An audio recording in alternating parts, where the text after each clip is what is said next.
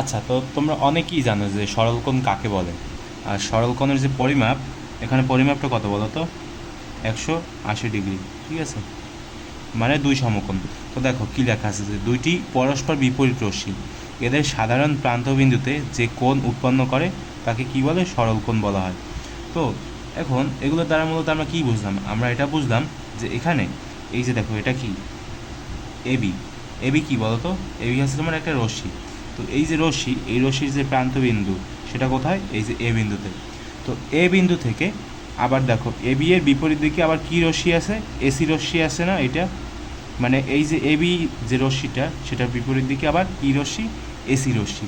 তো এই যে এসি রশ্মিটা যে আঁকা হয়েছে, তার মানে কি? দুই দিকে দুইটা রশ্মি আঁকা হয়েছে। এখন কি উৎপন্ন হয়েছে? একটা কোণ উৎপন্ন হয়েছে। কী কোণ উৎপন্ন হয়েছে?